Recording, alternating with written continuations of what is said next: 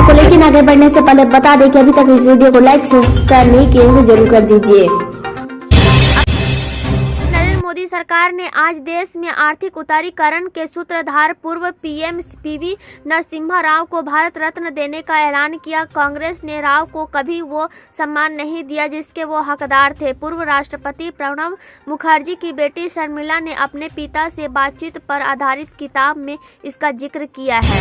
नरेंद्र मोदी सरकार ने आज दो पूर्व पीएम चरण सिंह और नरसिम्हा राव को भारत रत्न देने का ऐलान किया। मोदी सरकार ने इसके अलावा मशहूर कृषि वैज्ञानिक एम स्वामीनाथन को भी भारत रत्न देने का ऐलान किया है।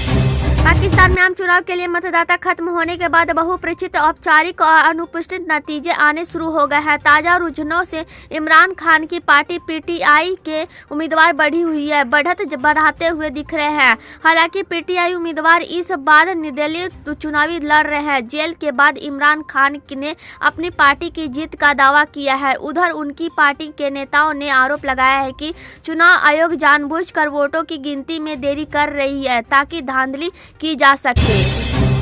मौनी अमावस्या के अवसर पर उत्तर प्रदेश में श्रद्धालुओं ने संगम तट पर पूजा किया और स्नान किया। उत्तराखंड के हरिद्वार में भी मौनी अमावस्या के अवसर पर श्रद्धालुओं ने गंगा नदी में पावन स्नान किया। इससे पहले मौनी अमावस्या के अवसर पर पूजा अर्चना करने और पवित्र स्नान करने में बड़ी संख्या में श्रद्धालु प्रयागराज के संगम तट पहुंचे। मौनी अमावस्या के अवसर पर श्रद्धालुओं ने सरयू नदी में स्नान किया और पूजा की।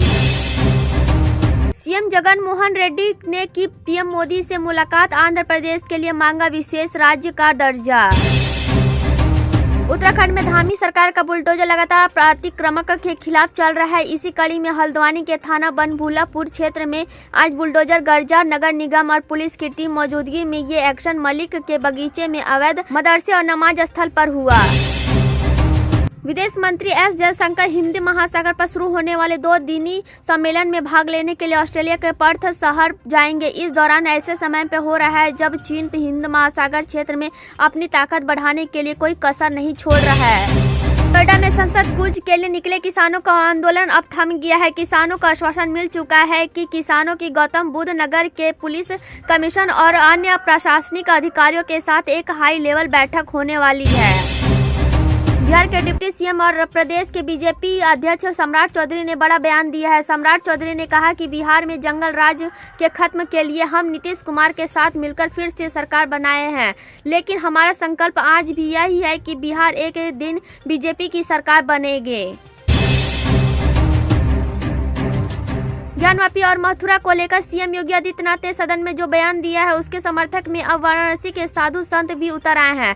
संतों ने सीएम योगी आदित्यनाथ के समर्थन में कहा कि मुस्लिमों की तरफ से इस पर पहल करनी चाहिए। अगर वो ऐसे नहीं करते हैं तो अपना नुकसान करेंगे, क्योंकि कोर्ट के माध्यम से वह फैसला हिंदू के पक्ष में ही आना है।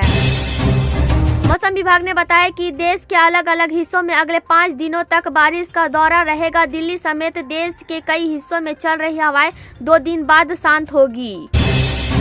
उत्तर प्रदेश में इंडिया गठबंधन में शामिल दलों के बीच सीट शेयरिंग को लेकर उठापटक तेज हो गई है। राष्ट्रीय लोकदल के बाद अब कांग्रेस के नेताओं ने भी सीट के बंटवारे को लेकर समाजवादी पार्टी के मुखिया अखिलेश यादव के फॉर्मूले को नकारा है।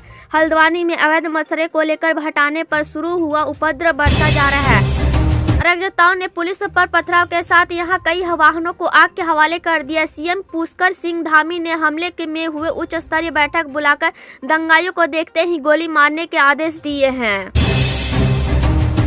सुप्रीम कोर्ट के 7 जज की संविधान पीठ ने कहा कि राज्य सरकार पिछड़े वर्गों को आरक्षण का लाभ देने में चयनात्मक नहीं हो सकती, क्योंकि इससे तुष्टीकरण की खतरनाक प्रवृत्ति को बढ़ावा मिलेगा।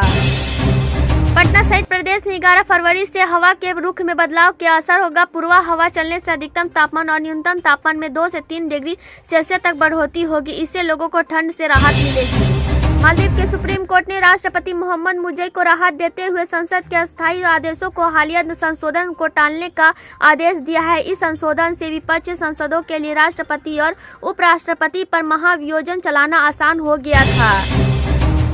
केंद्रीय मंत्री अनुराग ठाकुर ने राहुल गांधी के उस बयान पर आलोचना किया जिसमें उन्होंने दावा किया कि प्रधानमंत्री नरेंद्र मोदी का जन्म अन्य पिछड़ा वर्ग से ताल्लुक रखने वाले परिवारों से नहीं हुआ था।